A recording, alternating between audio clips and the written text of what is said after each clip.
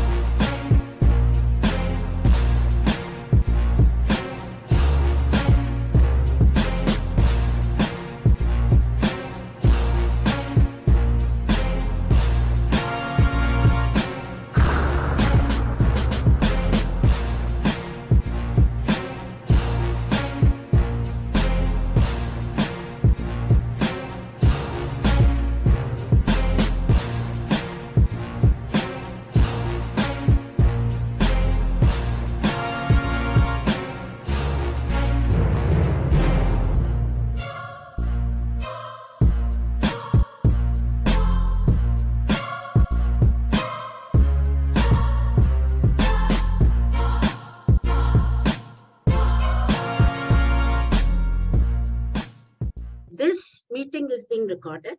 If you are uncomfortable in any ways, you may choose to leave, else you are always welcome to continue. Please do keep your mic on mute. This is a large gathering and we are expecting more than 100 people joining in from all across the globe.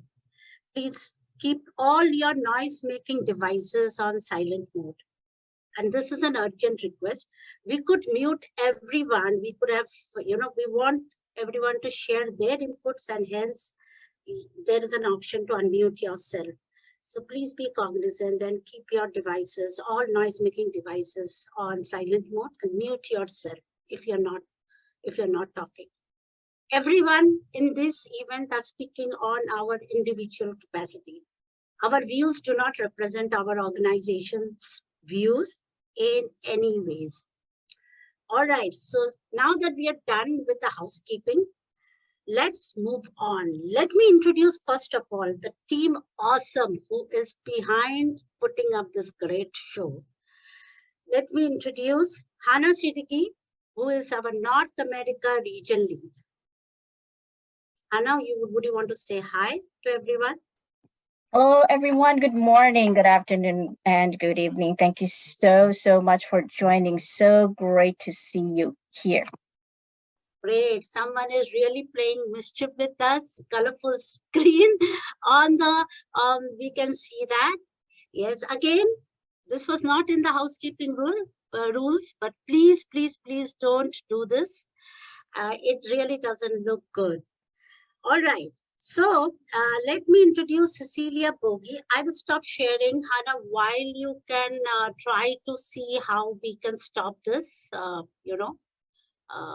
stop this, the mischief that is going on. Let me introduce Cecilia Bogie. Sorry, Cecilia. She is our Latin American lead. Cecilia, would you want to say hi to everyone? Hi everyone. Good to be here again. Thank you, Priya. Thank you. And we have Mariana Skubik, our Europe lead. Mariana, I hope I have pronounced your name properly. Mariana, would you want to say hi to everyone? Mariana, are you speaking on mute? All right, let me check where Mariana is before I move on to... Hello, hello. Oh, Sorry yeah, for there that. you are. Yes. Hello, everyone. Hello, Mariana, and she is joining us from Slovenia, right, Mariana? Yes, please Yes, do let that's us know from which country you are joining in as well. So Hannah is from North America, and Cecilia, you are joining us from Argentina, and Mariana is joining us from Slovenia. yes, that's right. And yes. And let me introduce you now to Grace Johnson, our Africa lead. Grace, over to you. Yeah, thank you, Priya. Hi, all. Welcome to our conference. We hope you have a nice time. Thank you. Yes, and Grace is joining us from Nigeria. And from India, we have Meghna, our V mentor lead. Meghna, over to you. Sure. Hello, good day, everyone, and amazing event. Happy to host all of you, and great to be here. So I hope you have a great 80 minutes ahead and have fun and a lot of interactions. Over to Thank Priya. you, Meghna. And with this, I would take this opportunity to thank our supporters. I will share my screen again, and I hope we will not get a colorful screen. Now, let me do that. Let me share my screen. And these are our supporters. Agile in Education USA, Hana Siddiqui is the lead of that community. We have PMO officers, and Leo is the lead of PMO officers. Leo, I hope you are in here. And we also have our supporting PMI chapters. They are, Deepthi, please stop that. We have PMI Buenos Aires, Argentina, and PMI Slovenia supporting us as well. Now, if we also do have a lot of goodies to be given out, and these are the authors who have agreed to share or give these gifts to our community.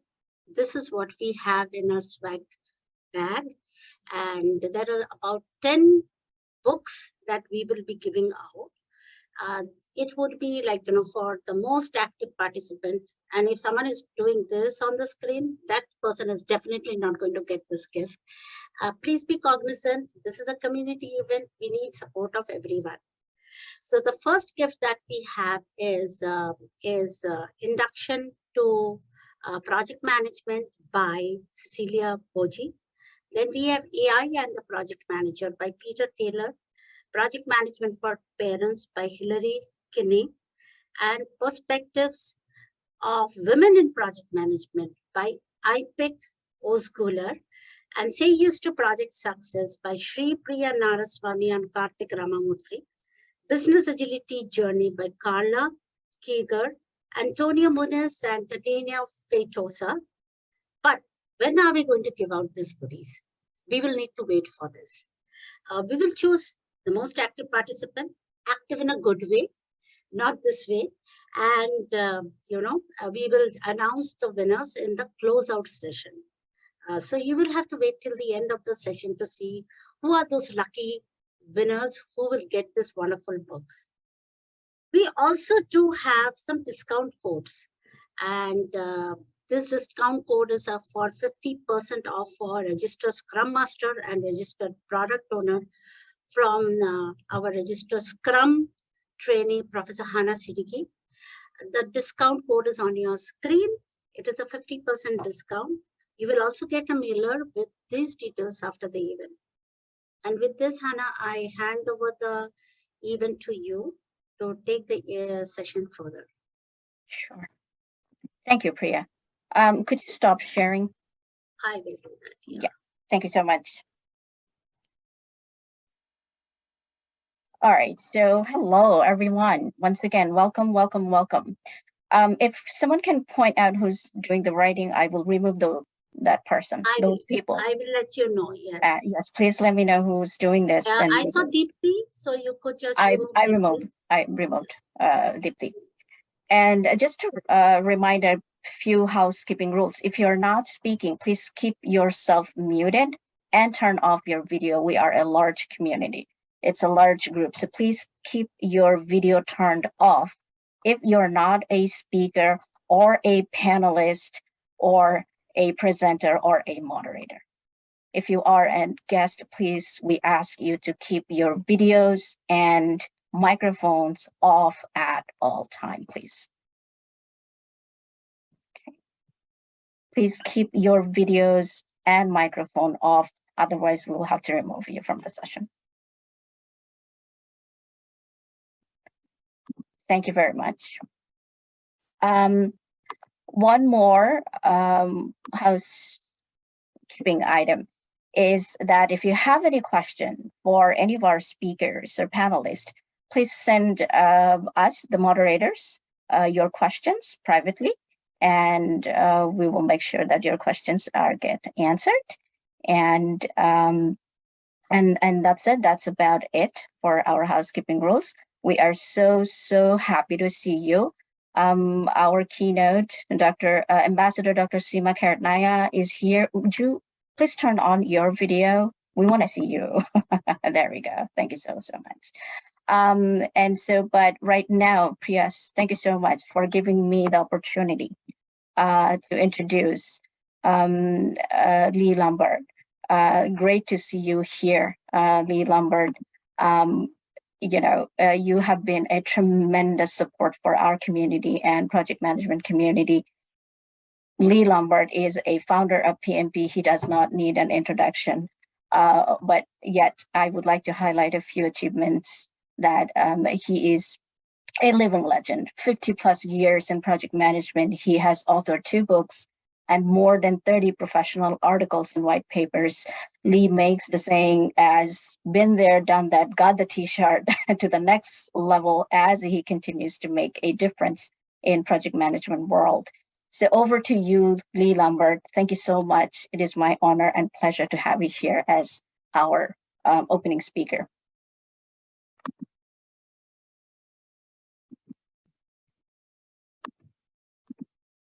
Please unmute yourself, Lee.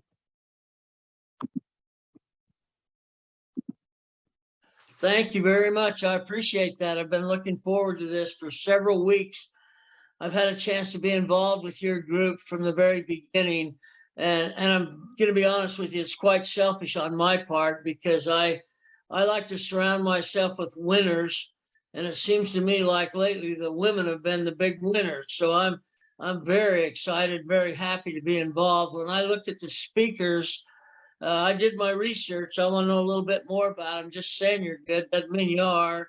So I took a look at them and wow, what an opportunity to listen to some of the real leaders in the community. I did a little data search just to see that I see it right. I see women achieving progress that was unheard of a few years ago. So I looked back at 1969 salaries, earned money. At that time, women were making 62% of what men made. Okay, that's 1979. In 2011, we were making 82% of what men made. However, we slipped a little in 2021 because 22% of the women had to take care of care duty responsibilities, and therefore were not earning the potential that they had originally been involved with. So we fell down to 81%. That's a huge growth against men. It should be relatable to skill sets and capability. I think it is. And I think the one thing that we still have to continue to push in project management for women is the what I call passive aggression.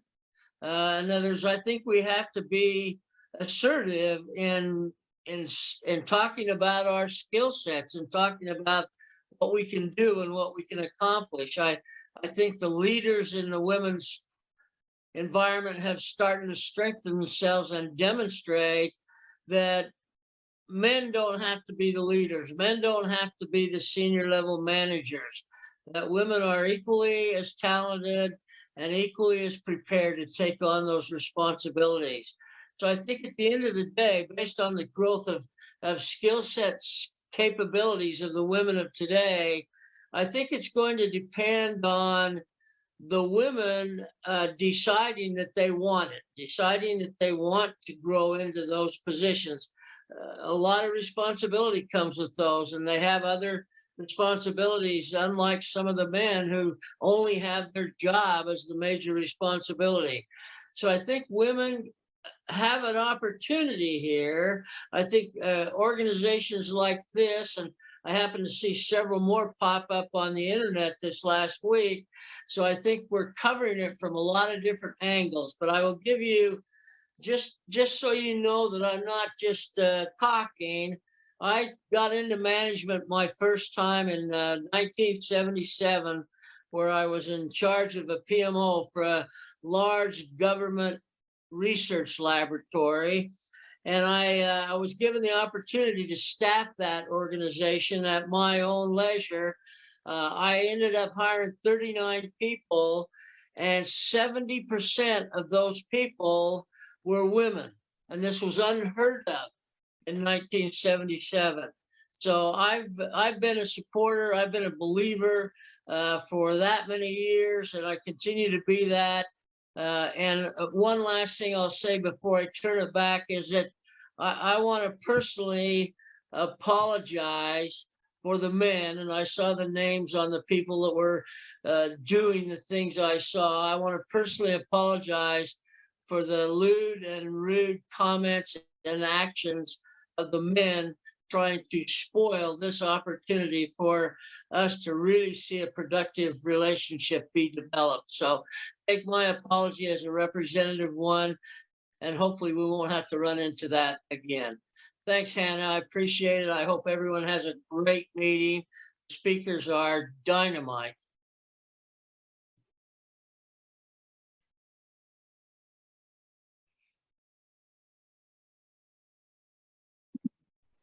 Thank you so much, Lee. We would like to share the screen. Priya, would you? Yeah, I'll do that. Just give me a second. While Priya is sharing the screen, if you've just joined us, please keep yourself muted and keep your cameras off. Keep yourself muted if you're not speaking, and keep your cameras turned off. Thank you. So once again, we can't thank you enough, Lee, for the support for our community and the project management community. So here is a small token of appreciation from us from Women PowerUP Network. And thank you so much for being with us and for your inspiring words and wonderful speech. Thank you. Over to you, Priya. Thank you, Hannah. And I will just take one more minute to talk about our community. And as you know, our community is Women PowerUP Network. So, you know, we are a powerful group of women. So these things are not going to deter us at any cost. We know there are obstacles, but we will fight it together. And yes, as I said, we had more than 250 plus registrations from 38 countries. So definitely this party is big, and small hiccups do happen in big parties, and we are ready for it. Yes, so yeah, we are 2 years old, and we are starting our journey into the third year. And I'm reminded of the small parable as we step into the third year. Who will work in my absence? The sun asked the entire world during sunset, and everyone remained silent. But the candle whispered, I will try my best. It is not a matter of the size, but it is the attitude that shines. And this is what our community stands for. It is based on attitude that to make a difference. There you go again. We are not a business, but we are a community with a purpose. And yes, We do have around 800 members as of now. Our vision is to empower women across the globe and provide a platform to enhance leadership qualities. We truly believe we power up and being good enough is amazing, and together we rise. One second, Priya, sorry to interrupt Sonu, you. Do you know who's this can you person? remove Let me Sonu? remove this Sonu. person. Yeah, Sonu. Yeah, please Okay. do that. And you can Thank you. disable the chat as well for participants, because I just saw, some. Okay, sure. Okay, so yeah, I will have to stop sharing right now because that's all I had to say. And with this, we will have to move on to the next part of our event. Over to you, Hannah. Again. Thank you so much, Priya, for the community update.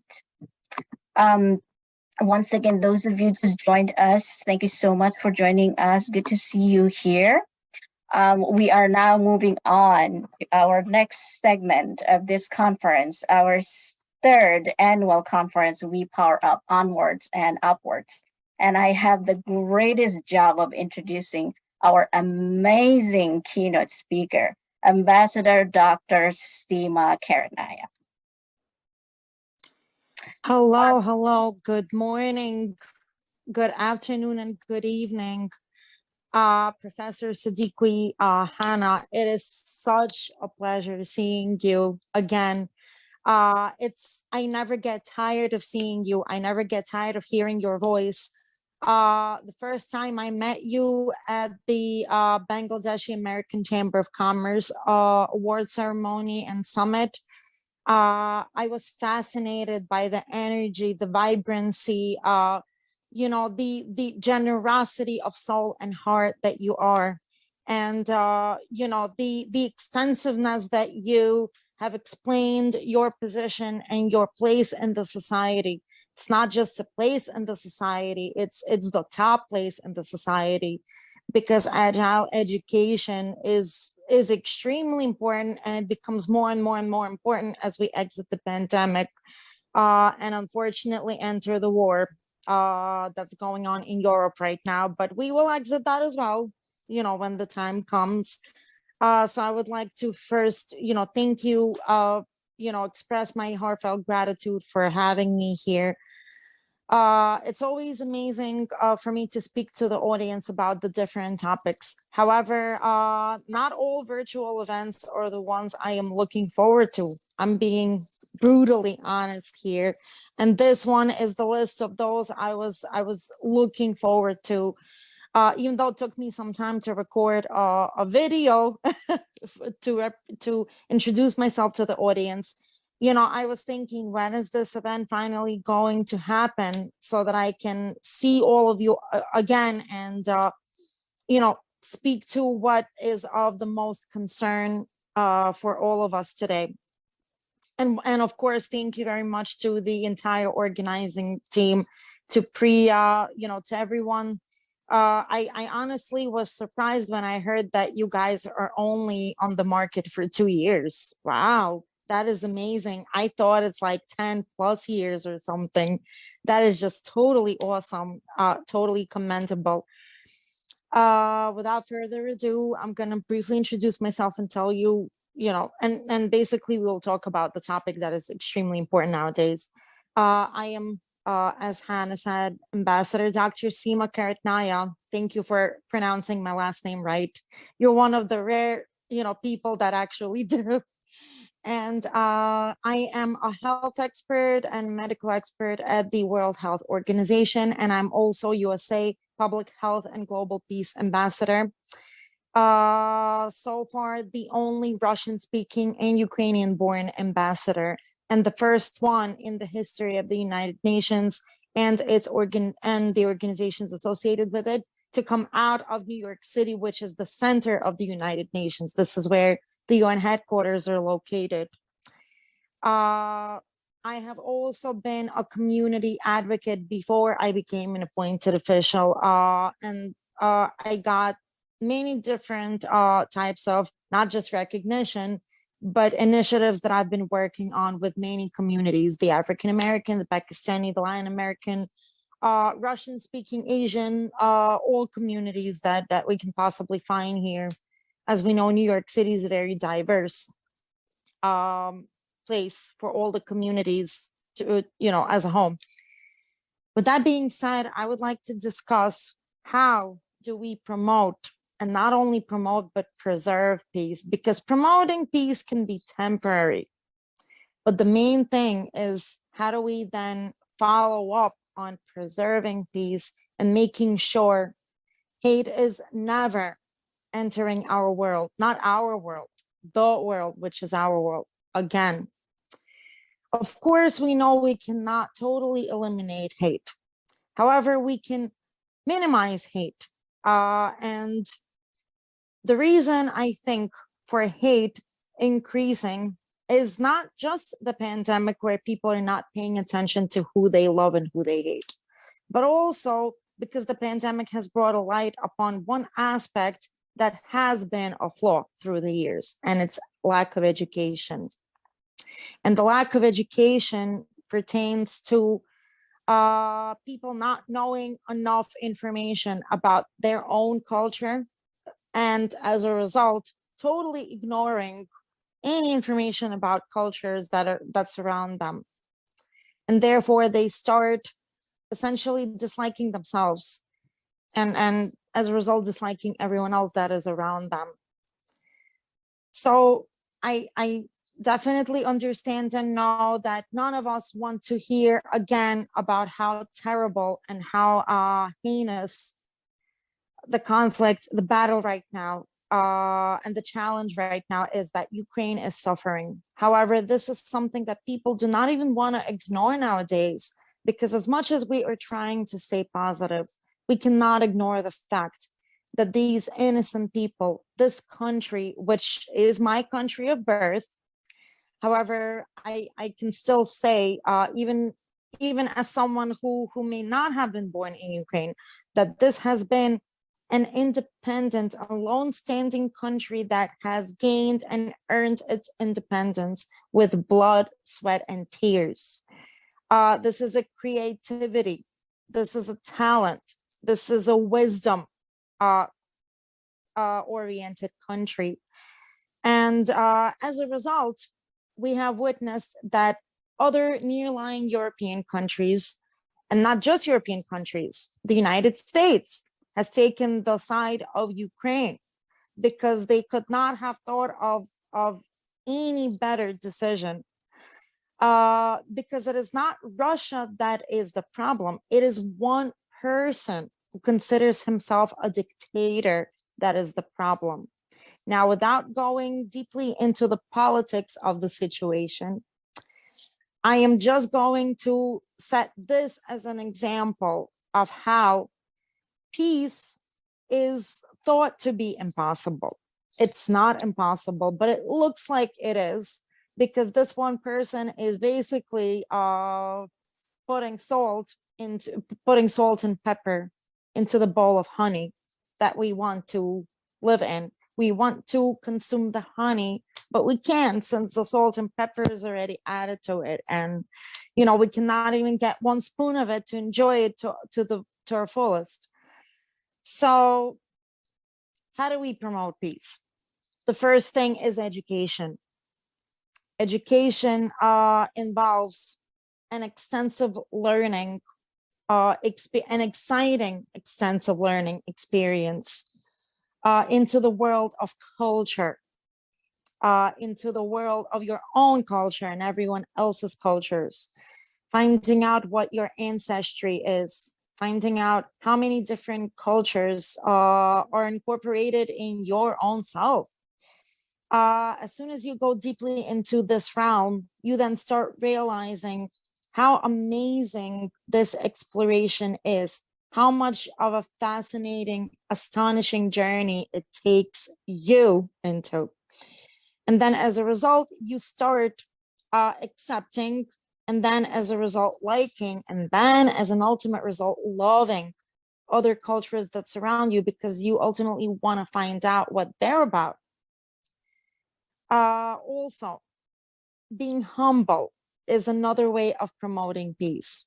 You have to be patient and humble to everyone that surrounds you, whether it's a smell of a particular culture. And I'm not afraid to say this because many of us experience the fact that we are told that we smell bad because we're Jewish or Muslim or African or anything, or any other culture. And and smelling does not necessarily mean it's part of culture. It might mean that the person might just have a particular health condition that they can't control. So what we're doing is, by trying to attack the culture of one person, we are attacking the person's internal characteristics, including health, that they might not want to hear about because they already know about it. That's an insult, and that's a deep insult. So whether it's a smell or a color or an accent, which I personally love accents. I'm in love with people who actually have accents. This is what makes them authentic and makes them stand out. Like Hannah, you have one of the most pleasurable accents to the ear. You know, it's just awesome to listen to, seriously. Anyway, and the third thing in terms of promoting peace is when you're not afraid to speak up. When you are not afraid to speak about how great you are, you know, how amazing you are, but not in a condescending or arrogant manner, but in terms of a collective, cohesive unity type of manner. What you're doing here is you're inviting people into your culture, into your world, and telling them, come here, this is me. I am Ukrainian, Jewish American, just like I am, for example, or I am Pakistani American, or I am Italian American, or African American, or whatever. Come into my world, give me a hand, let's break bread together. Let's invite others to the table. Let's share thoughts, let's share ideas, let's share our creativity. You know, let's explore the world together, and let's make a difference, and let's create some positive change. So with that being said, now that we have made it clear that education, humbleness, and not being afraid to speak up are the key ways to promoting peace, we're now faced with the question, how do we preserve peace? And the answer is very simple. If we follow the instructions that have been just mentioned right now, and those aren't, it's not like I'm telling you, you have to follow my instructions. I just told you to do this, so you have to know. It is just that you have to think about each and every step of the way, you know, of promoting peace. And if you think about it, if you get into the deep set logical concept of it, you will understand that it is not difficult to preserve peace. Just as we are all trying our best every single day to preserve our health, right? Just as we are trying to preserve our kids, the health, the well-being of our children, we as mothers, since the day we were born, not since the day our children were born, since the day we were born, it is inside us to preserve the well-being of our children. So we should consider peace as our child. We should imagine as if it were our child, and how would we nurture and take care of our child, of peace as our child. And it definitely will not be difficult. Being incredibly inspired by what the previous speaker, Lee, was mentioning, if we have more men like Lee coming along the way with us and walking with us hand in hand into the future, I believe that it is not going to be difficult just for women to preserve peace. It is also going to be easy for men to preserve peace as well, because as I can see from Lee's discussion, men are actually starting to learn a lot from us, and therefore we are going to learn a lot from them, and finally reach that synergistic balance between men and women, and therefore cultures, ethnicities, and concepts and ideas that we have been longing for many centuries. And this will make us successful for many centuries to come. With that being said, I would like to again thank everyone for having me. It is an incredibly beautiful life, even though we are all into these challenging times. We will exit those times just the same way we were thinking back in 2020 that we will never exit, or it will be incredibly difficult for us, extremely difficult to exit the pandemic. Guess what? We're almost out of the pandemic. We need to, of course, follow up on preventing future pandemics, but with this one, you know, we're in a better place right now. So I strongly believe we will be in a better place, and this war, this conflict will end one day, and the enemy will be neutralized, and therefore we will all be in a very good position to live further and happily. I wish everyone peace, health, positivity, humbleness, and love. Thank you so very much.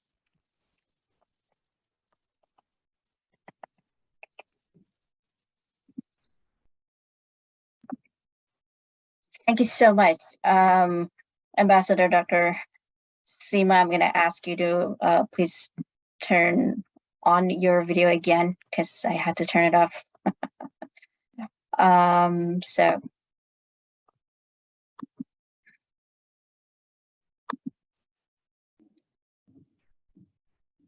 All right, great, very good. Thank you so much for your inspiring words.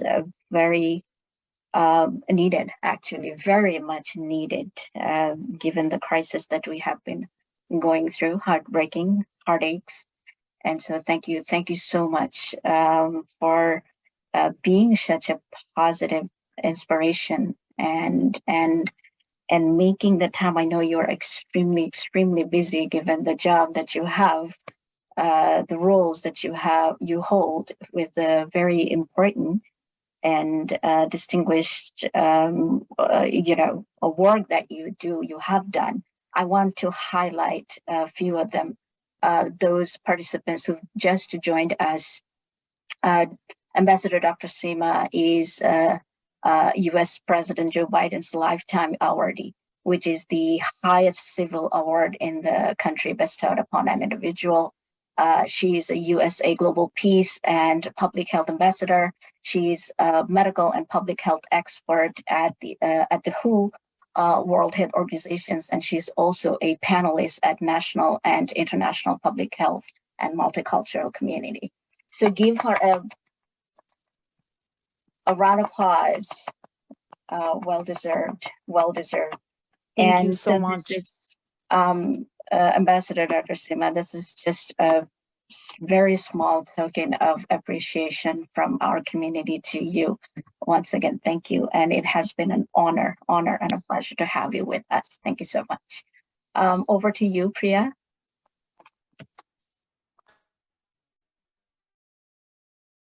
Yes, thank you, Hannah.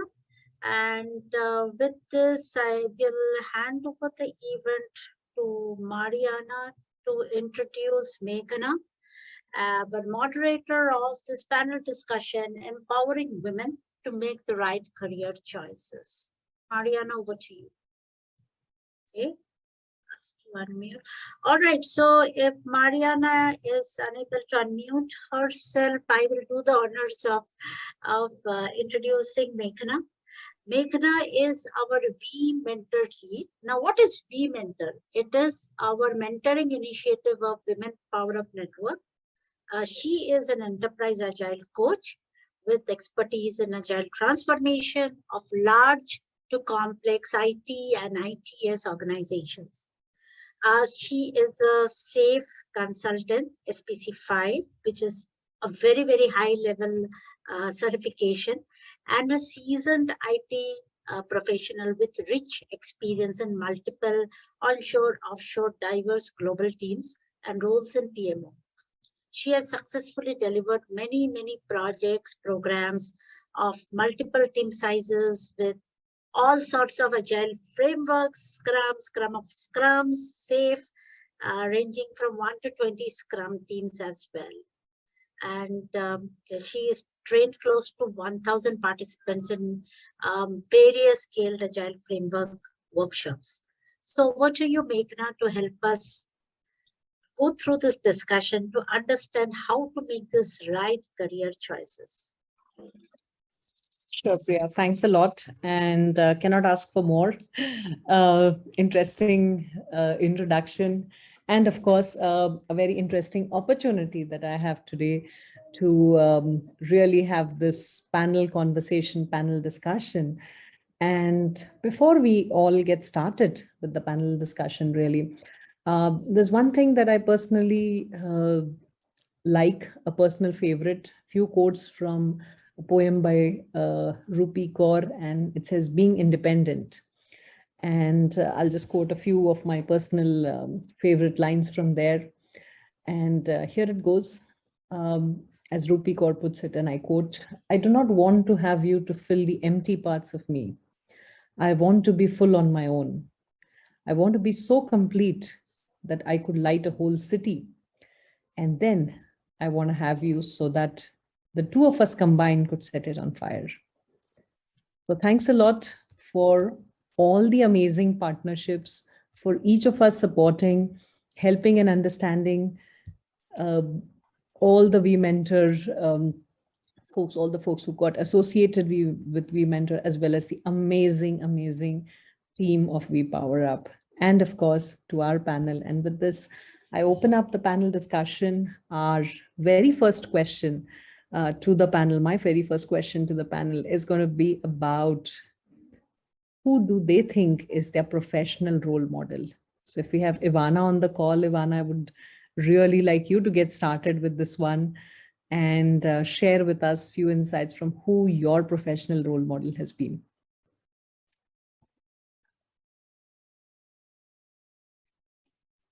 Ivana, are you there? You blocked me. Hello. Hi, hello Yep. there. I was starting Hey. to panic because I was muted by the host and I also couldn't speak. So Okay. I thank you. So could you repeat the question, because I didn't actually hear you. Okay, so Ivana, I wanted you to get started with sharing with us who has been your professional role model. Whom do you look up to? Whom do you always remember? Okay, so let me start by introducing myself. My name is Ivana Osage. I'm sitting here in Lagos. I operate a diversity and inclusion consulting firm, which has an Africa-wide focus. I have a varied background in investment banking, management consulting, and I've also done some technology as well. And in fact, I used to be a member of the APM, which is a British equivalent of the PMI. I also have the certification from the APM. So it's really lovely to be with you here today. Thank you for inviting me. The question was, who do I consider to be a role model? To be honest, I've had different role models across my career. So I would say that earlier on in my career, I had my CEO, John Moynihan, when I was at PA Consulting. I was starting out my career as a consultant. And yesterday I was speaking at a International Women's Day conference, and I talked about him. He was always very strategic and very focused on his objectives. And one of the most, I think one of the most precious pieces of advice I've ever had in my life was from John Moynihan. He used to tell us back in the day, he'd say to us, always take out 5 minutes in your day to rise to a higher level of abstraction and get a helicopter view. And when he used to tell us that, we didn't understand what he was talking about, but now I appreciate what he meant. So, sometimes we get so bogged down in the detail, but we must always rise up to take a look at the big picture. It's also a way for us to break biases as well, because until you rise up to a higher level of abstraction, you actually can't see from a different lens. So I learned a lot from that. I would say that my mentor now, not really a mentor, but a role model now, I'd say, because I don't know how person is, Christine Lagarde. here's a woman I admire greatly from a distance because I find her to be very pragmatic. She's very strong, but she's also quite empathetic as well. And one of the things I like about her is the way she supports other women. You've seen her pull alongside Angela Merkel. You've seen her pull alongside Ngozi Okonjo-Iweala. And she's very honest and vulnerable and enough to admit to us that she also has suffered from imposter syndrome. So I admire her greatly. So I'll stop there. Okay, that's really amazing. I love the mention of a view which is, above and beyond what you do every day, Ivana. That's really amazing. And thanks for sharing that with all of us.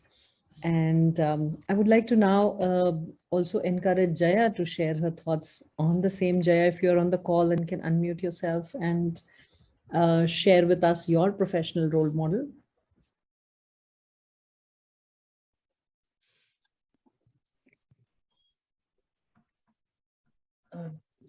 We had a little bit of challenge in unmuting ourselves, getting our video on. The chat was also disabled. So maybe you need to check that for Jaya. Okay, sure. I'll just come back on that. Meanwhile, I think let's go ahead and let's get on to the second leading topic for our discussion today. And all of us definitely have had to make certain very interesting decisions about our career back when we were in our 20s, and some of us on the call are definitely going through that phase when they're making significant decisions or changing tracks. So if there was one advice we would all like to give to our 20-year-old self, don't worry about the number. It's basically that stage, that time in your life when you made a very, very significant career decision. So what would that advice be? And, I would like to ask Nirja to share her thoughts on this. If you were to make a very crucial decision today and you have the option of going back maybe on something, what exactly would that advice be?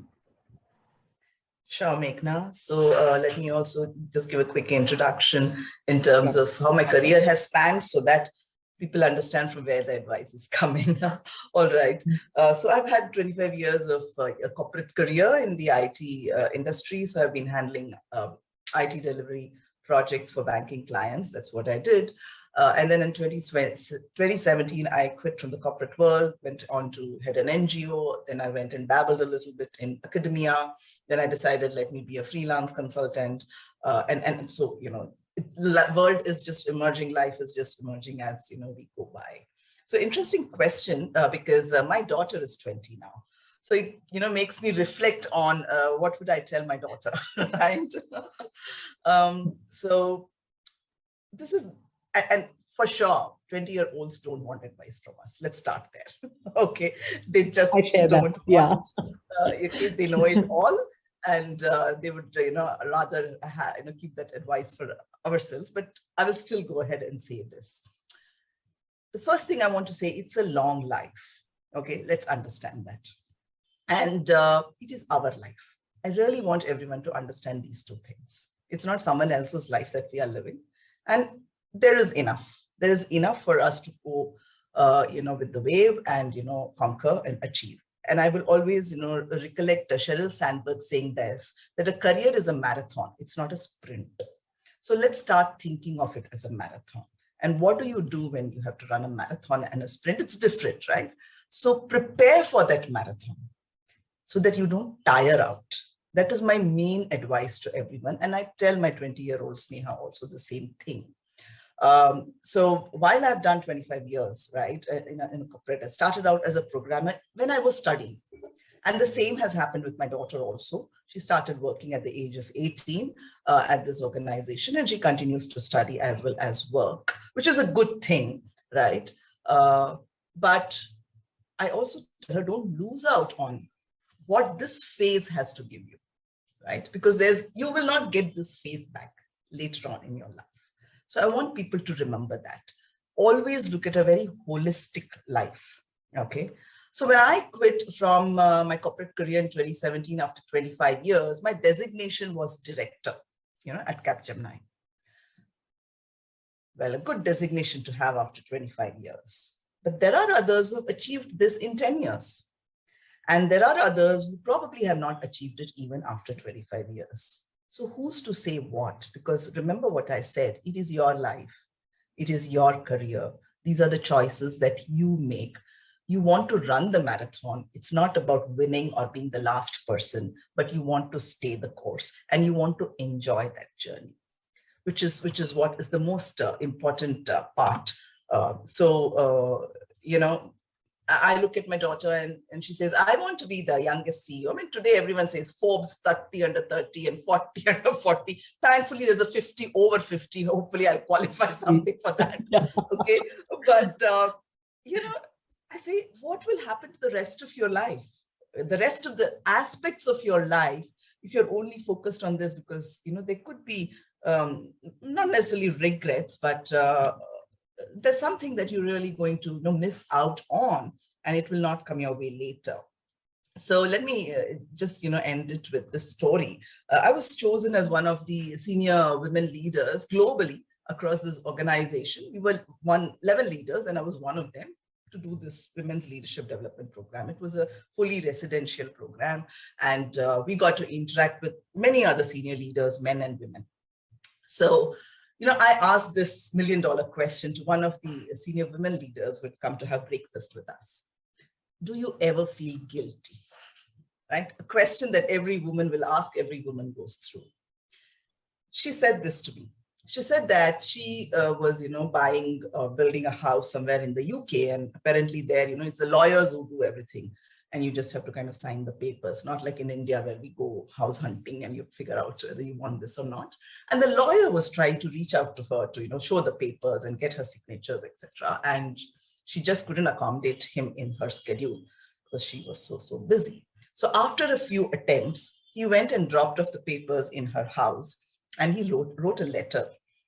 And she said the letter said, on your deathbed, which corner of this house will you remember to have spent, those cozy moments? Or are you going to remember all those hotels that you were visiting because of your business trips? So she didn't tell me whether, she feels guilty or not, but she left me with this. So I think it is for each of us, right? I am no one to advise a 20-year-old or a, whoever, but this is what I would say. I have led a very holistic life because I've always lived my life based on my priorities, which, combine both my personal as well as career. There are choices that I would have made at some times, which means that I would do less number of hours because I thought, at home I was needed more. Sometimes I've gone all out. So it's kind of, a decision that you take, but keep that perspective of, am I enjoying a holistic life? Which is what I would suggest to everyone, whether you're 20 or 50 or whatever. And I'll probably make a movie recommendation. Do watch, if you've not already watched, The Devil Wears Prada. Okay. That's amazing, Nirja. And I like the correlation of this to a marathon. Yes, indeed. And above all, I think you have to run your own marathon, irrespective of how many advices you would have, how many mentors you would have, how many role models you have to look up to. You have to run the marathon. So make sure you are very comfortable, you are happy doing what you have. And then, yes, of course, tough decisions we all make, I think, every single day. Sometimes even without us realizing that it was a tough decision, we all keep putting our thoughts into making the best choices. But thanks a lot. It's really very interesting. And with this, I would like to ask Aruna to take center stage. Aruna, the same question to you as well. If you were to live back some of the moments when you have had some tough choices in your career, what were those? So what would that advice be? Or if you had to change something today, or, as Nirja mentioned, if there are people around you who are undergoing the phase in life of making career choices, what exactly is your advice? Thank you, Meghna, and thank you all the panelists and speakers today. And it's a pleasure to listen to Nirja ji and all other speakers here. And yes, I have chosen marathon race not a sprint. Okay. When in my childhood, I met one of the neighbors, uh, family members. They visited Sri Salem, where my father was working as a medical officer. It's a tribal area, Sri Salem temple, you know. So we were studying in a government school, Telugu medium. There are no English medium schools. So till 10th we did continued in Telugu medium. So where I met a journalist, women journalist in 7th standard. Okay, by that time I was fascinated towards writing and all. My father used to write columns for media. So English papers used to send lots of books at home. So I was inspired, and then when the person met me, I said, "Did you met them? Did you met what you do as a journalist? And did you ever highlighted the issue people are facing, or ever solved an issue of them?" Then she narrated stories. Uh, Being a doctor, my father never insisted me to continue a career in a medical line. Take medicine and all. Even though my other family members, uncles, aunts, most of them are into science and medicine and other engineering stuff, but my parents allowed me to take my own decision in choosing my studies and career. So I determined that time I wanted to become a journalist.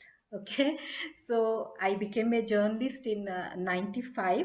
I was the first ever women journalist who was reporting as well as working in the, I mean, editing sports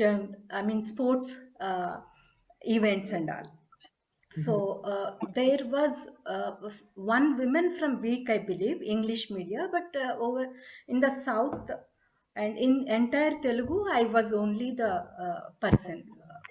Uh, After that, I realized my heart is in the communities, and I must take this forward, the journey.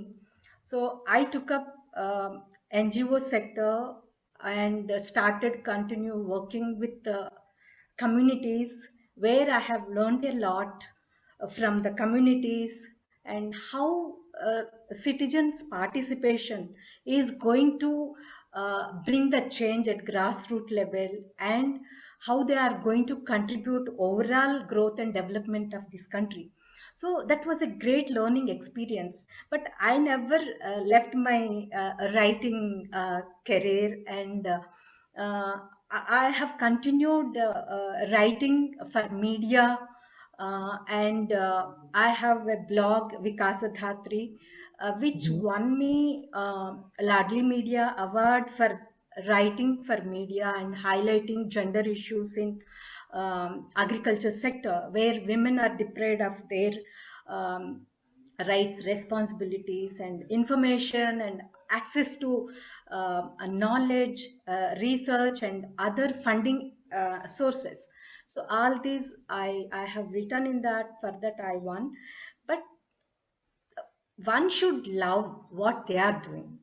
Unless you don't love, you don't have passion what you are doing, you don't enjoy, and you don't what you call, you don't have any satisfaction. You just going and sitting there and doing some job for the sake of doing, or for towards earning, or otherwise pressurizing yourself, and not enjoying the path, whatever you are doing. So my always my take is, take up whatever you love, whatever you enjoy, whatever, what is your passion. Find your passion and continue. Uh, I mean, your journey in that.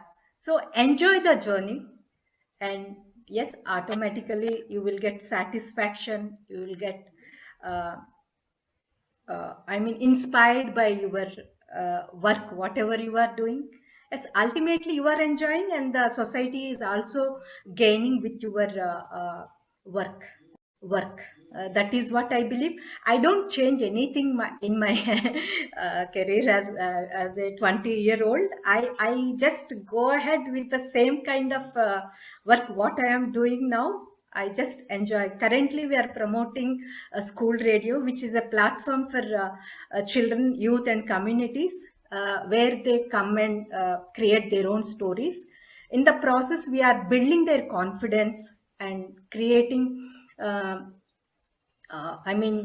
Creating their what you call uh, ideas, uh, get all those ideas uh, fly and yeah, whatever ideas they are coming with, let them enjoy and take up those ideas. Here children and youth find solutions to the root cause, and yeah, from there they work on school radio. Yes, that is what I love to do, and I keep continuing to do that. Thank you very much, Meghna. Sure, Arma. Amazing. So, a very, very interesting recap. Find your passion, live your passion, and you will surely enjoy what you do. So, thanks a lot for sharing your little journey. And this comes from someone who made a different choice in a family which was all surrounded by probably medical professionals and the likes, who had passion, who lived her passion. So thanks a lot, Aruna. This is really yet another amazing thing, and I've made notes of it on the side. I'm sure to refer it and as much as all our participants this evening as well. So the next segment, the next thought, is about typically when you're all about to make these choices, these preferences. What's your natural style? Is it impromptu, or is it a very, very carefully crafted career journey? So I would like to encourage Ivana to share something. Ivana, if you want to share what's your natural choice, or even if that's not your natural choice, what has worked for you so far? Is it more at the moment, okay, here's what I have, I just decide, I go with my decision, or I put in a lot of thought, I craft things, I prepare things and then go for it?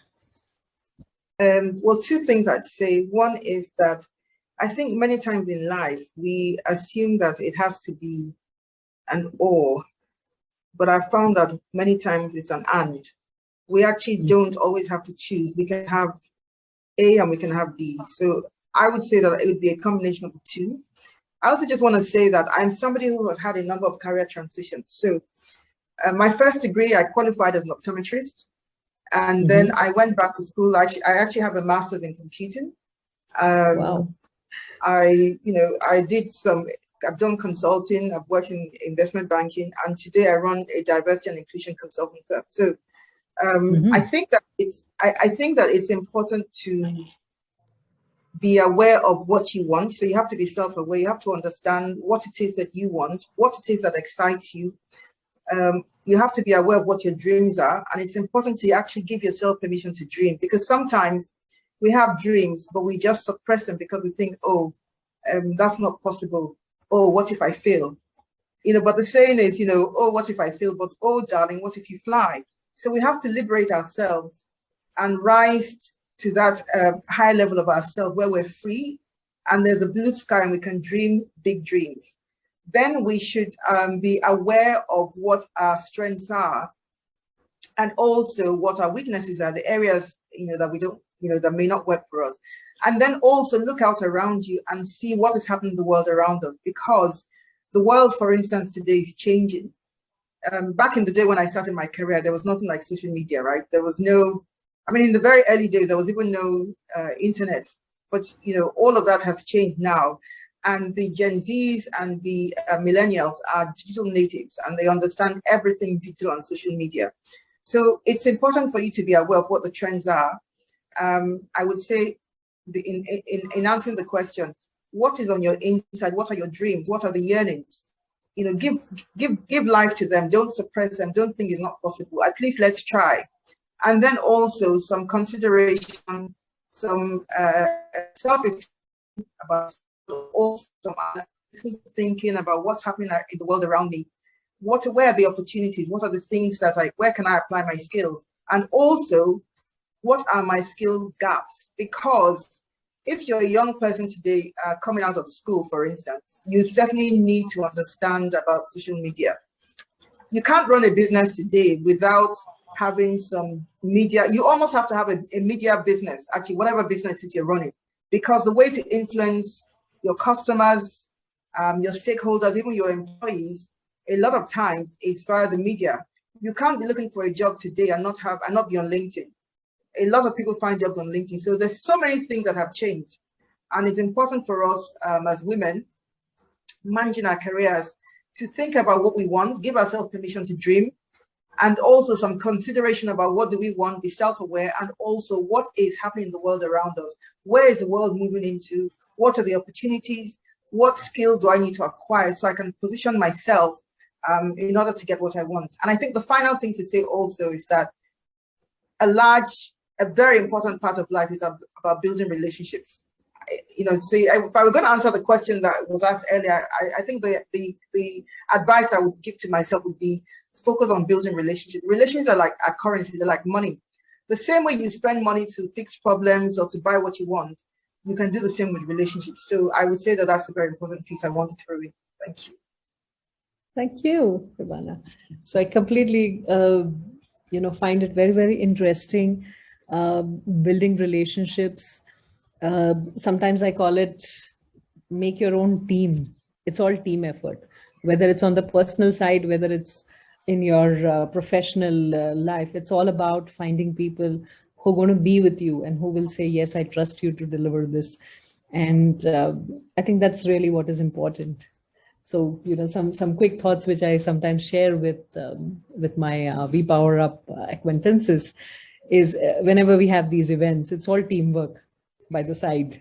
So people around us are doing a lot to make this happen beyond all of us in this event today.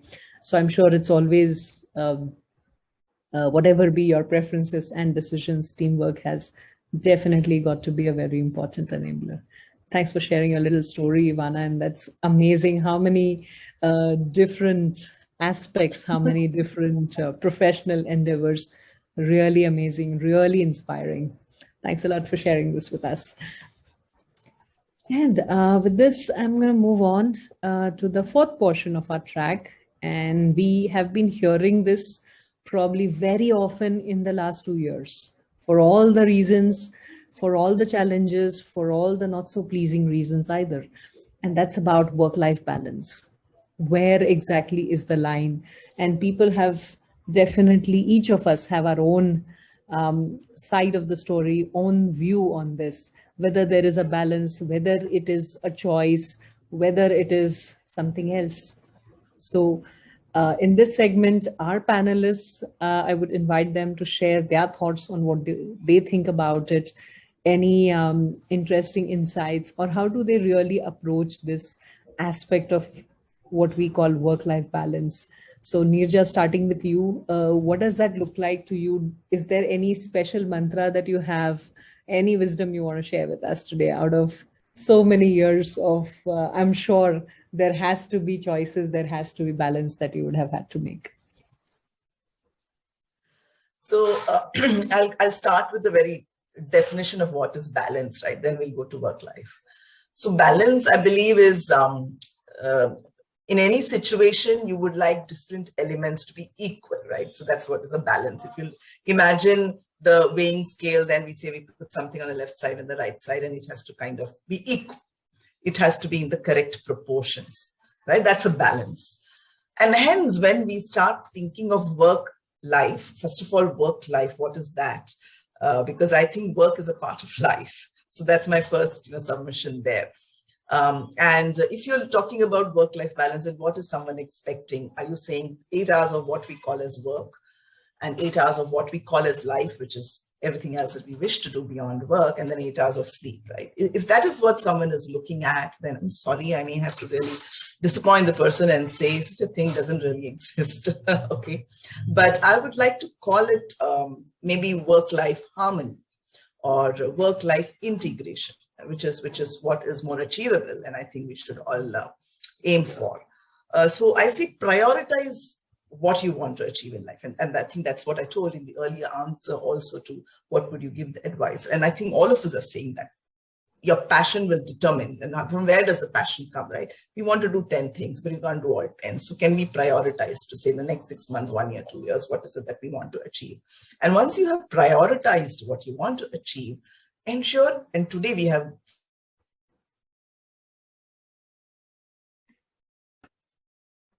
Did we lose the video? Yeah, we lost the audio. I hope I'm still yeah, audible. You're audible, but your video's frozen, Nirja. We lost Can you. you go ahead? Yep. Nirja, can you hear us? Can you do something to fix this? Okay, I think she's back. Yep. I just realized, I think I'm talking to myself. So I don't know till where people heard me, but I'm saying that I'm a big fan of, a calendar, a Google Calendar or something like that. And I tell people, put every small thing into it. We only calendarize our meetings or official stuff. I say, put everything into it. It could be a dentist appointment. It could be whatever. Because we want an integrated, view of it and an integrated life to, achieve. Like, for example, today is a Saturday. Usually Saturday is a family time, Saturday evening in India, and I don't know what time it is in other time zones. And you may say, okay, that this is a family time, but here we are who are participating in this conference. Some of us have come to attend and some of us have come to speak. So are you really saying that, okay, I don't have work-life balance? Look at her. And if I were to reflect on the day which has gone by, in the afternoon, I actually stepped out. I volunteered at an NGO, and after a long time, we had a physical meet and greet. Otherwise, it was always Zoom. So I stepped out for 3-4 hours. Where, of course, I recharged myself, having connected with people in person after so many years. And it was an outing, and it was also, kind of a very satisfying, time period that I had. And I've also committed to actually, there's an anthology that's in the making, and I've committed to writing a chapter in that, and I have to submit it tonight. So this is my day today. So if you were to ask me, I've really not spent time with, any of my family members today, except for, everyone outside and doing my own bit. Does that mean my work life is really, haphazard? What I would say is tomorrow is going to be a different day. It's a Sunday, and usually, on the weekends, we as a family try to, watch some, say, series on Amazon Prime or something like that, and we get together and things like that, which probably will happen tomorrow. Maybe the next Saturday, we as a family will go out, maybe, for a lunch or a dinner, or, visit some other extended family. But if you look at the overall picture, it will still be harmonious. So there will be, so that's what I really, want to kind of tell everyone, that there can never be something called as a balance 8 and 8 and 8. But overall, if these are my 5 priorities, and if you've been able to put it in your calendar for the day, for the month, and for the year, you will be able to achieve all of that. Some days will be, high on work. Some days would be high on, whatever else you want to do. And don't forget me time. Please don't forget me time in the, run of the marathon, as well as, the taking care of the family. Take care of yourselves. Ensure that that is there every day in your calendar. Because even if you think that I've spent 15-20 minutes on myself, I could do something else, the 15-20 minutes on myself is just going to re-energize you, and you will achieve more on that day. So that's my, definition of a work-life integration or a harmonious, life. And I've lived my life like that. And I think I've been a very happy person. Sure. Yeah. Thanks for sharing that, Nirja. Yeah, a few thoughts from my side. But prior to that, of course, I would like to invite Aruna to share her thoughts. I know definitely quite a few things that she has done, experimented with, and, living a very, very busy life. But between that, how do things look like from a work-life balance standpoint? Aruna, any mantra from your side, any best practices that have worked for you? So Meghna, so in my 27 years of career, I mean, in the entire span, I enjoyed the quality of the time than the quantity and all. But I used to plan, prioritize things, but I ensured that whatever time I'm able to spend with my family, quality time. So I enjoyed, I mean, as a family, we enjoyed together, sitting together. And I was roaming all the time, different parts of the country. And my husband also into same profession. We met to, I mean, when we were working together, we met and then we got married. And then he's a great support. And we have a son, only child, and he's now 24. He started his own journey now. So yes, one should focus on the quality part than I mean looking into other aspects. Yes, you are busy, you have to do work out of your interest, out of love, passion, or otherwise to earn and to what you call to support family, whatever the reason may be, but we have to work. Other without karma, we are nowhere. We have to work in this world. As long as we are on this earth, we have to work. So, I mean, whether you earn or don't earn, but you have to work. That is the point.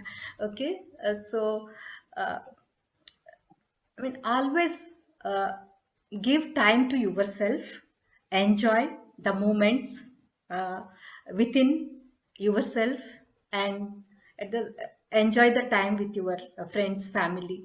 Yeah.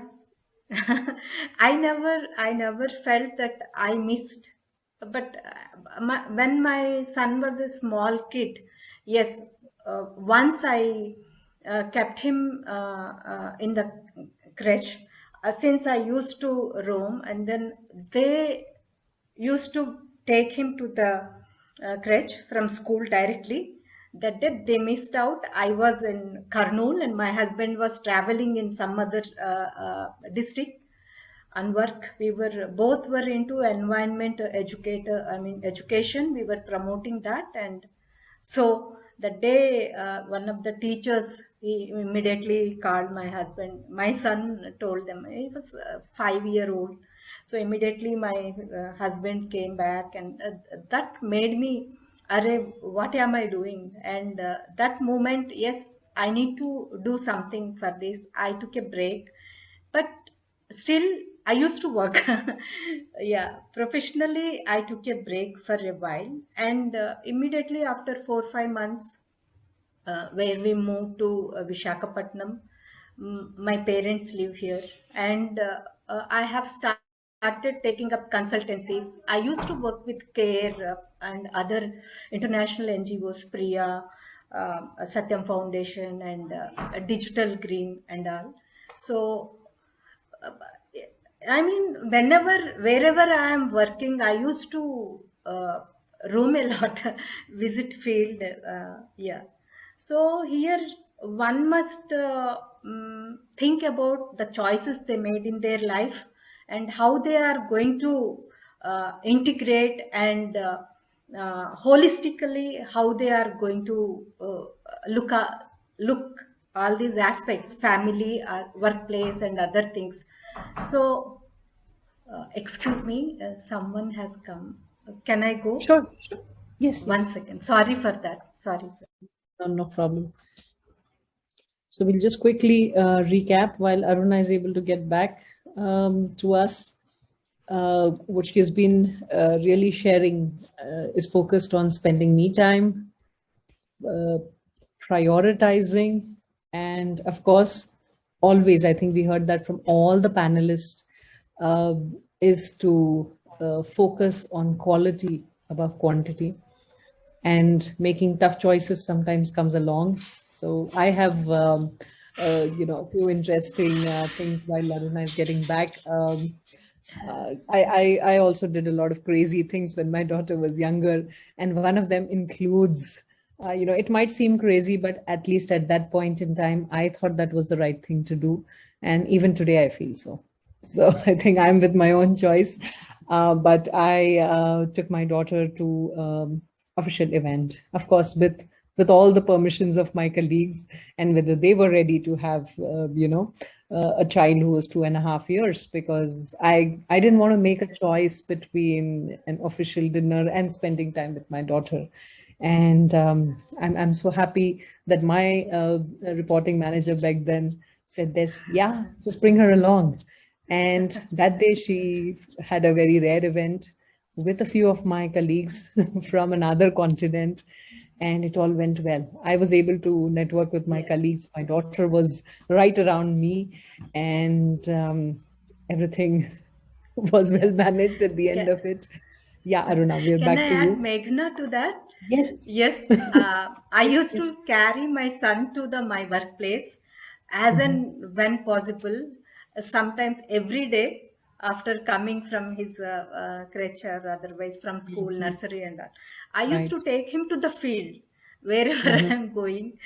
So that is how I used to manage. He used to enjoy the, different parts of the country, and then he used to um, uh, enjoy all the what you call children's projects and showcasing their environmental projects and other things. So he used to enjoy. But yeah, if I look back all these things, sometimes I think yes.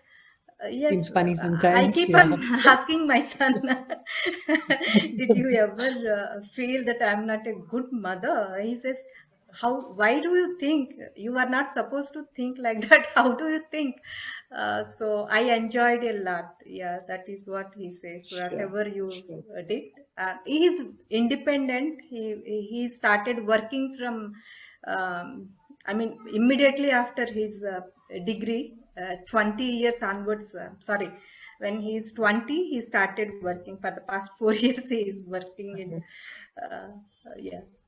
Thank you for Okay. that time. Yeah. Sure, Aruna. Thanks for sharing. Yeah, it seems, we all laugh away at things like these, but probably back then that was the right thing for you to do. Same from my example. I felt it was the right thing to do. And yeah, that's behind us. And what we remember and cherish is really the good memories we could have on the professional life, as well as, finding some really quality time with our children, especially. So I think last but not the least, a quick call out, Jaya, if you were able to join us in the meanwhile. I'm not sure, but I just definitely wanted to be mindful of giving you the stage. If you're on, please give us a ray of audio or video from your side, Jaya, if you're on. Don't see Jaya. I don't know. See you're on. Okay. Yeah, let's move on.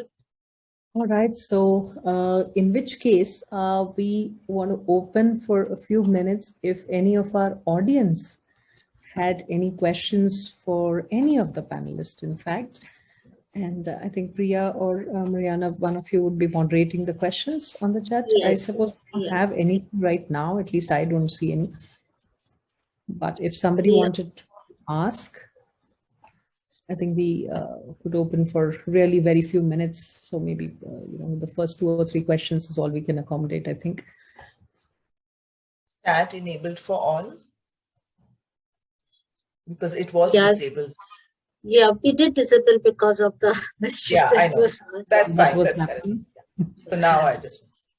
Yeah. So that was a very, very good discussion. I do have a question, and Nirja and I've asked this before as well. How do we go ahead and find a good mentor? As women, I don't know, means I struggled a lot to get a mentor, good mentor. I was always, thinking whether I'm doing the right thing or not. What are the avenues that we can, how can we trust someone? I don't know. Those kind of questions come. So I think, life is, things have changed so much since, our growing up years to now. Like, for example, this very platform, and you offer mentoring, correct? I mean, such things probably never existed. And if they did, then it was, very, very minimal. And we never had the exposure outside of our family and probably extended family and our own organization at that point in time to even seek out mentors. But today it is all there. It's all available. There are a lot of mentoring platforms that have come up, and you can, go there and seek out mentors, especially for women. There are platforms that I am associated with, like Aspire for Her, Jobs for Her, where mentorship is an integral part of every platform. In any platform that you take, Google for women's careers and women's, whatever, you will get hundreds of them. And mentoring is an integral part of that. Of course, each mentoring platform differs in the way they operate. For example, on Aspire for Her, you can actually go and you can look up at the list of mentors, about 150 women, very senior women who are there, and you can ask for one of them based on, what you really want to focus on. And you will get these 2 to 4, free mentoring sessions. Organizations are launching mentoring programs. I have to say, in the last 3-4 months, I have been approached by so many organizations to actually help curate a mentorship program. They find mentors from within their own organization, and they kind of make that available. The problem is that the mentees don't take it very seriously. I think that's the problem of abundance today. You're spoiled for choice, and hence people don't take it very seriously. You need to understand that when someone offers mentorship, and largely these are free pro bono voluntary kind of offerings, you don't really put a charge or a fee to it, then you need to ensure you take that time very seriously. So one, you show up for those mentorship sessions, and 2, whatever has been discussed, you need to act on it. Otherwise, there's no point in having a second mentorship session, because you are where you are. So these are the 2 things that I would say, but there's plenty available, Priya. Today, if you Google and find out, there's plenty available. And those on this call who are, able to influence certain decisions in their organizations, you must launch mentorship programs within your organization, is what I would say. I'd like to weigh in on that as well. I think if you'd like to have a mentor, it's a good idea to find someone who has done or is doing something that you want to do. So you have a mentor for a reason. You don't have a mentor because it's not like maybe you want to get a pet, for instance. You have to be intentional. Why do you want a mentor? What do you want to get out of the mentorship relationship? That will help guide you, for instance, as to who you may want to be your mentor. And ideally, you want to have somebody in your space, not somebody who's too far away, because a person has to have time for you and be willing to make the time for you. So it's important for you to demonstrate that you're worth the investment of that person's time and effort. And the other point I want to make is, I think mentorship is like a baby who is suckling at the mother's breast. If the baby doesn't suck, the milk doesn't come out. So you as a mentee have to take charge of the relationship. You have to, that's why I said you have to be intentional and know what you want to get out of the relationship. So you then drive the relationship. Make sure that the mentor knows what you want out of the relationship. What are your objectives for the relationship? Be clear. Also, you drive the meetings, because you're going to have regular meetings. So you drive. At the end of one meeting, agree what the next meeting will be, talk about what you're going to achieve between this meeting and the next one. So those are my tips for finding a mentor.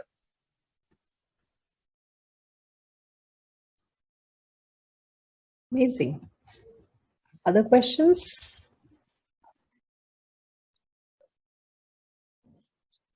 As of now, none. So I'll share my screen again and over to Mariana. If you're still there, Hello. Yeah. So, sorry. Go ahead. Okay. Dear Aruna Gali, please accept this token of appreciation from our community. And dear Neraya Ganesh, I hope I pronounced it close. Please accept this token. Sorry. Nirja. I'm so sorry. So please accept this token of appreciation from our community. Neraja.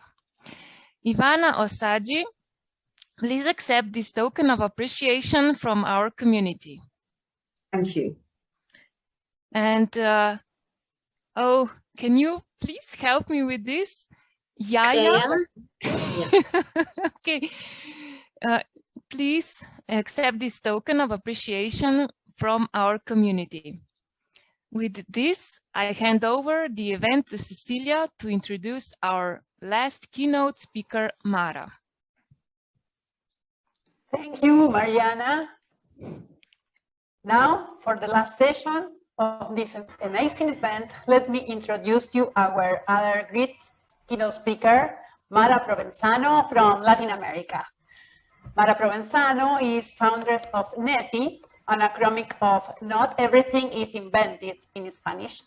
She specializes in maker-based innovation, disruptive technology, and strategic management of innovation. Her personal goal is to become an agent of change, detecting needs in the communities and linking the right people to solve complex problems. Today, she will be speaking about from open source to open innovation, how entrepreneurs and companies benefit. Mara will introduce us to the world of the maker-based innovation, pinpointing the potential and the limitations. She also will help us understand the impact that open innovation is having on the entrepreneurial world and on companies in Latin America. Over to you, Mara. Hi everyone. Thank you for the amazing presentation. Thank you very much for having me, for inviting me to share my experience. I hope I can accomplish all that. And I think it's an honor for me, a great honor for me. And I hope that my ideas and remarks can be helpful for some and maybe funny for others. But above all, I wish you enjoy my presentation. I have somebody helping me with the diapositives, with the slide. Okay, so as I tell you before, I'm an entrepreneur from Argentina, deemed one of the most unstable economies in the world. Here, we all experience multiple crises. As Argentinians, we deal all the time with an array of complex problems. Forget about New York. If you can make it here, you'll make it anywhere. So I studied communication science. I was a journalist. And as you put it so eloquently on your post in LinkedIn, I have had a perfectly imperfect career. And currently, I'm leading an extraordinary group of people with whom we are building a platform to link the right people to solve social problems with new technologies. And I think the most important concept that we all need to learn is that not all the problems are meant to be solved with money. The most powerful tool that we have to our disposal is to share knowledge. So it was around 2011, I think, and I didn't know much at that time about innovation. I was still recovering from the last crisis. I don't recall which one. And so my first approach to innovation was through open hardware. When, with an energetic and enthusiastic group of youngsters, we reunited around one idea: create a makerspace. We call it NETI. As Cecilia pointed, is an acronym for Not Everything is Invented in Spanish. This meant to be a space with all the text that will turn any maker project into a reality. 3D printers, routers, an Arduino lab, and all the machinery to give service to those in need to build the tech for the so-called Industry 4.0. But the first barrier arrived. We weren't able to raise the money to do such a tremendous endeavor. So we started to crowdfunding our way around, or crowdsourcing our way around, to get all the machines that we needed. For me personally, that was an extraordinary experience. I learned all that there is to know about open source technology that foster the maker culture. Even I learned how to build a 3D printer from scratch, downloading some blueprints from a very sketchy website. I didn't know if I get many virus with that. So, but the most challenging part was the physical space. We need to come up with some money up front to rent a proper place. At the time, it was impossible for us to raise that kind of money. So having that on mind, we asked ourselves how a maker space without the space will look like. Thinking just about the service, yes? So how to create an MVP of Neti? It's the service was to get from the idea to the prototype, of course. And we get really, really creative. And that day, the Netiathon was born. The Netiathon is a maker innovation marathon in which we aim to solve social problems applying technology. But the most important lesson that I draw from this experience, it wasn't how to create a maker space with almost no money. At the time, we all knew perfectly well that many of the biggest, most daunting challenges of our time need technological solutions as quickly as possible. And all over the world, there are teams of scientists, engineers, business leaders looking to create those solutions. But I realized something. It takes more than expertise, hard work, determination to come up with those solutions. It takes a culture that supports continuous learning and daily experimentation to create technological solutions for the grand challenge that companies, social organizations, and government must foster a culture that supports the continuous learning and team optimism. But optimism is something very hard to come by these days. Most people in those same organizations are experiencing painful emotions, uncertainty, and fear to the unknown. And mostly fear to losing their job due to the very technology that we were promoting. Also, I learned that there is a false understanding or expectation about what innovation is. Innovation is not all about technology. It's about people. It's about accelerating people transformation by creating deeply human moments that allow them to surpass themselves. So our innovation marathon, our Netiathons, step by step, become a transcendent experience, much more than a quick fix. But this is not a success story yet. It was a story of struggle, hardship, and some good learnings. Flash forward to this day, to this year, especially during the pandemic, we all have learning a very important concept, which is resilience. But when I was trying to come up with this presentation, this is my first one in English, by the way, I was thinking that resilience alone does not explain all that there is behind this. My own experience as a manager, and especially why I still keep going with Neti. So I crossed by a very interesting idea or concept that it will help me to explain all that it is, all that it means to myself as an Argentinian female entrepreneur. And this concept was introduced by Nassim Taleb in his book, Anti-Fragile, Things That Gain from Disorder. And that concept is anti-fragility.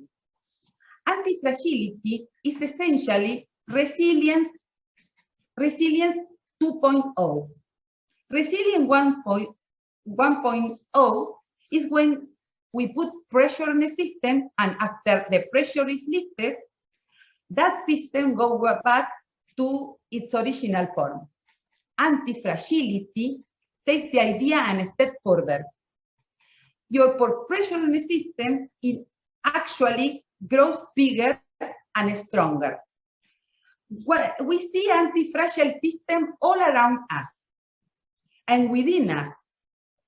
For example, our muscular system, we go to the gym, we lift weight, and we are putting pressure on our muscle. What happens as a result? We actually grow stronger. We are an anti-fragile system. On the psychological level, you know what that is called? PTG, post-traumatic growth. So where post-traumatic stress disorder is about breaking down, post-traumatic growth is about growing stronger as a result of pressure of stress or stress. It's anti-fragility. Okay, getting back to the idea and how we are thriving in Argentina right now, I think Nettie and I are getting anti-fragile. Summing up, what doesn't kill you make you stronger. So our path to be anti-fragile was a path from using and experimenting with open technology to a present helping organizations to be innovative. We went from open hardware to open innovation. I became a learner, an investigator, a facilitator, a teacher in the field of innovation studies. I find out that there is a paradox when it comes to pursuing innovation. Sorry, but the presentation, I don't know what happened, but went off. I will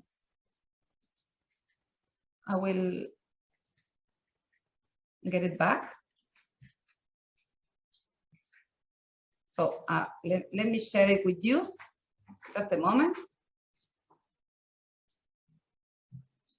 Okay, I will get to the slide. Thank you for that. I'm sorry. So I was saying that I become a learner, an investigator, a facilitator, and a teacher in the field of innovation studies. And I find out there is a paradox when they come to pursuing innovation. In one hand, we know that innovation is a good thing, right? But innovation is also a very elusive thing and hard to understand for the most of the people that currently are leading companies that need to become innovative. So recently, I found myself thinking about this idea that the best way to pursue innovation is indirectly. Think about the sunlight, yes? Think about the sunlight. So if you look the sun directly, it's going to hurt your eyes. However, if you break down sunlight into its constituents, into its elements, you can look the color of the rainbows. You are indirectly looking at the sunlight, enjoying it, savoring it. In the same way, pursuing innovation directly can cause more harm than good. I know that for personal experience. Over the past year, my team and I, at Nettie, have been on a journey to create systems to help established companies to be innovative. But in order to be an innovative organization, you will need to build a learning culture that delivers that innovation. I think one of the biggest reasons that will make Nettie successful in the long run is our culture of continuous learning. And we took 3 steps in particular that allows Nettie to thrive. The first is being community first. Broadly define being community first as engaging in an equitable partnership to co-create knowledge and action plan for addressing pressing community issues. For us, being community first, was an integral part of the development of NETI. But the trick of really being community first is defining what it looks like for all the partners involved. Why? Because everyone has their own definition of community and what it means to be community first. This definition can vary across the globe, and depending on the culture, the individual involved, and the work to be completed. So, the second was embrace irrationality.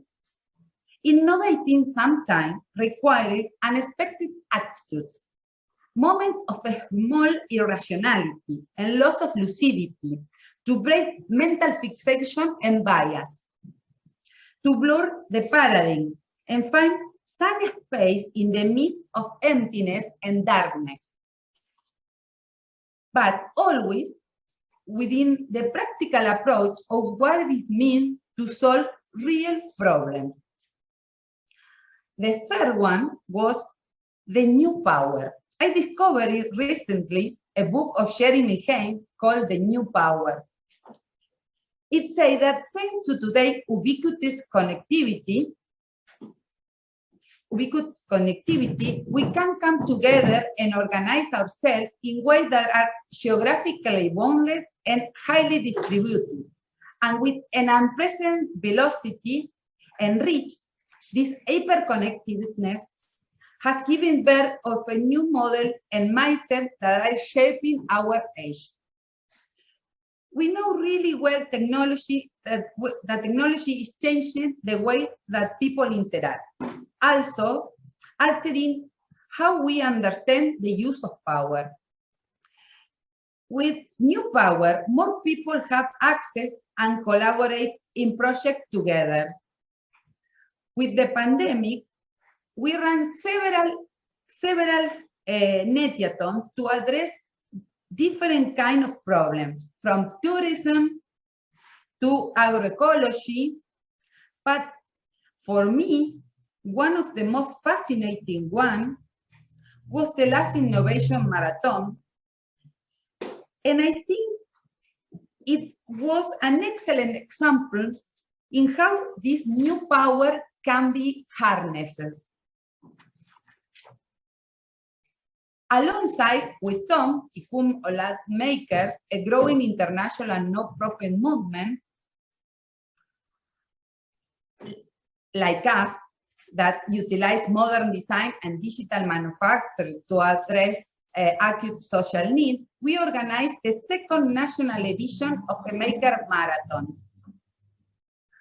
which sought to create innovative solutions to improve the quality of life of people with functional diversity. This event brought together people from different parts of Argentina to create in a multidisciplinary fashion, which put all their creativity and knowledge to work in order to create personalized solutions to people with different problems. On this occasion, the challenges consisted to addressing everything from congenital pathologies to situations of reduced mobility. Projects with high level of innovation and social impact stood out at this event. Among the highlights was a pediatric exoskeleton that helped in the rehabilitation of Milagro, an 11 years old, who is affected with a chronic non-evolutionary encephalopathy, an adapted walker for Linda Luz, a 12 years old who has a bilateral polymicrogyria, a wristband with a magnetic palmar pocket created to help Vicente, a 5 years old, with his motor neuropathy called Charcot-Marie-Tooth syndrome, an adjustable forearm that gives support for conventional walkers that help Josefina, who suffered from a spinal cord injury that affect her motor skill, Since all the prototypes are created open source, they will be uploaded online on the Tom Global Challenge page and anyone can replicate it or adapt for their own need or use. But that is not all. Around 10 days ago, all the participants in the last Innovation Marathon collaboratively launched a DAO, a decentralized autonomous organization.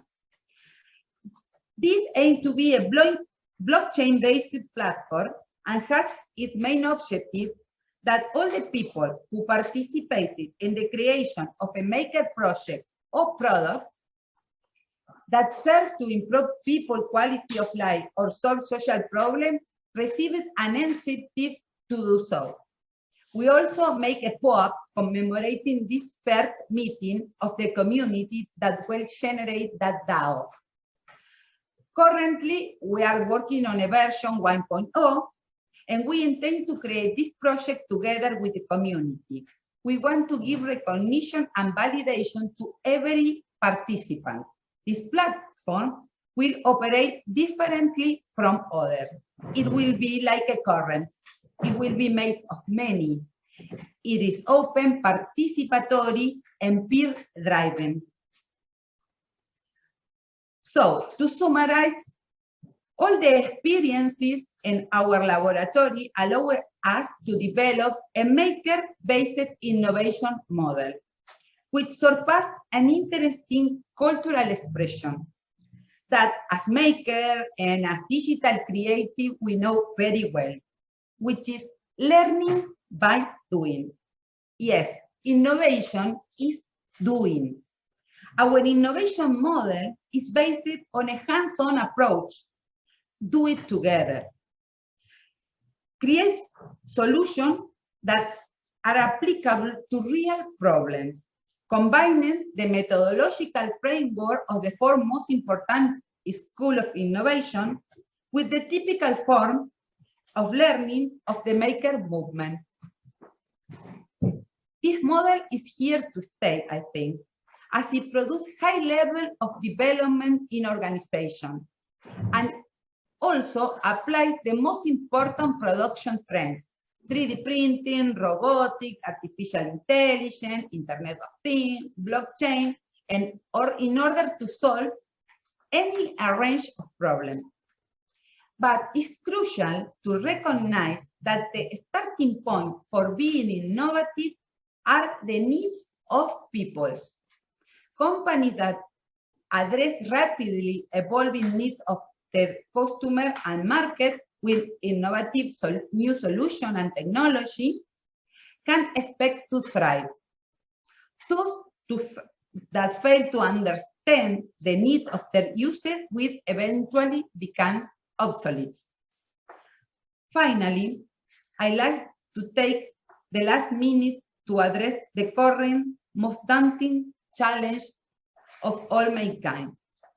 The worst case scenario is unfolding in front of our eyes.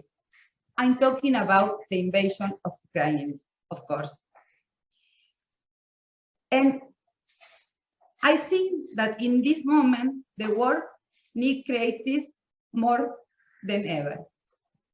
So I like to close with the word of an Argentinian trovador called León Gieco. He said, "Solo le pido a Dios que la guerra no me sea indiferente. Es un monstruo grande y pisa fuerte toda la pobre inocencia de la gente." It translates something like this: "Only ask God, may the world not be indifferent to me. It's a big monster and stop all the poor innocence of the people." Thank you for having me. Thanks for inviting me. Thanks to all the people in this beautiful event. Hope you enjoyed my presentation. Thank you very much. Thank you, Mara, for your wonderful presentation, and congratulations for your innovative project. Any question for Mara? I think we have some time for questions now.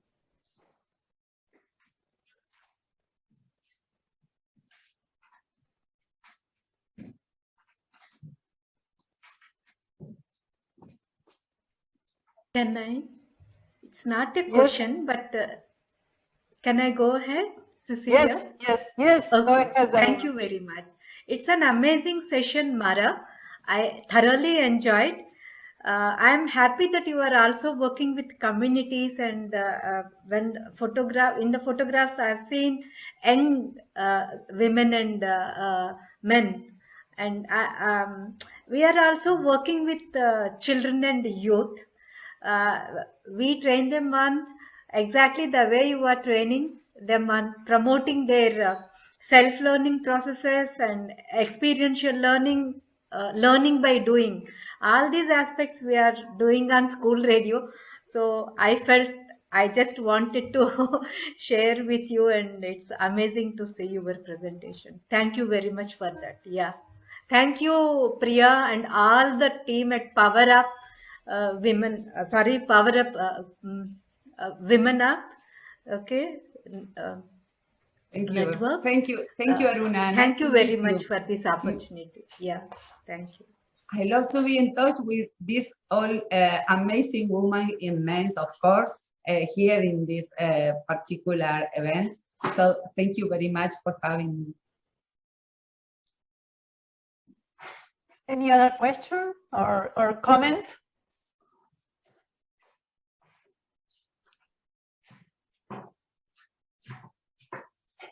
I'd just like to give Mara a thumbs up. It really warms my heart. And I'm glad that Women PowerUP Network gave her this opportunity to showcase what she's doing. It's really groundbreaking and amazing. So thank you so much, Mara. Thank you. I don't know, was Grace, yes? Thank you, Grace. I don't know which one of you was talking. Grace. I don't see it. Grace, That was Grace Johnson. thank you, Grace. Thank you very much. Thank you. Okay, Mara, thank you again, and accept our token of appreciation for your presentation and your amazing project. Thank you very much, Mara. Thank you. Thank you.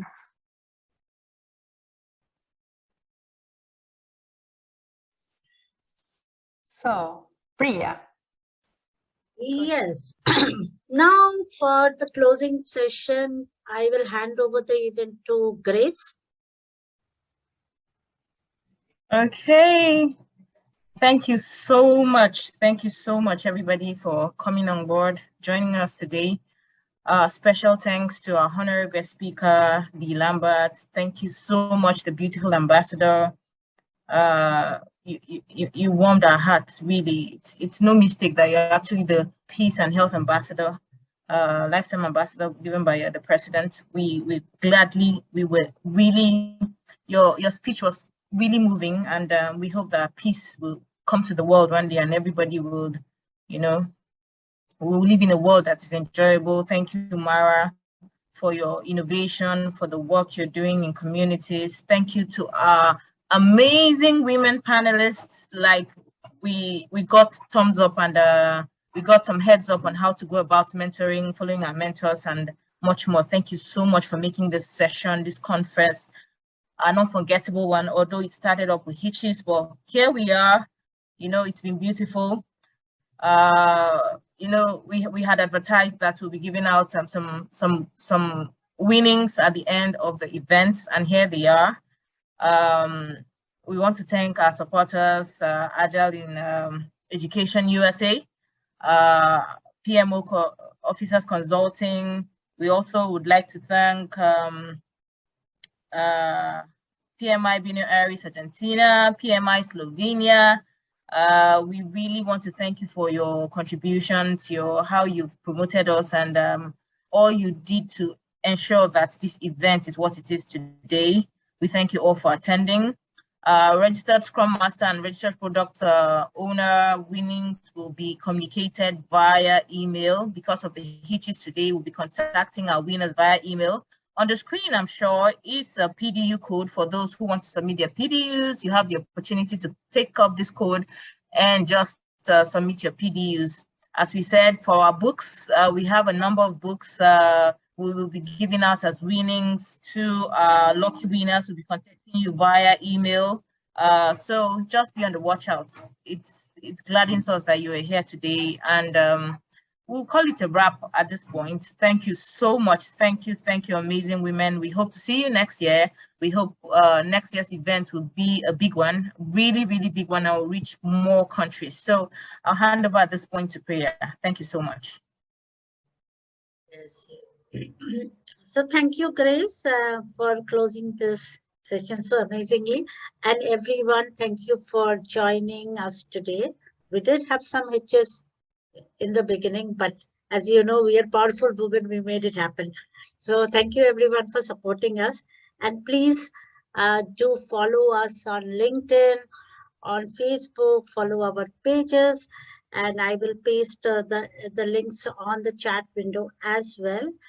And with that, big good night from India, from myself, and goodbye from the rest of the leads from different parts of the world. So yes, please go ahead and say goodbye to everyone, and we can wrap up now. Once again, thank you so much for joining and staying with us. And we've thoroughly enjoyed the event despite a little distraction. Distractors will be there, haters will be there. And you know you are doing something great when you have that level of intention. So we are Women PowerUP Network Team Awesome, guys. This is time for celebration. All right. I take this as a positive energy. And as Grace Johnson said, next year conference, it will be bigger, it will be better, and look out for our next month's event. Goodbye, guys. See you again. Bye. Take care. Stay safe. Again. Bye-bye. Love you all. Thank you.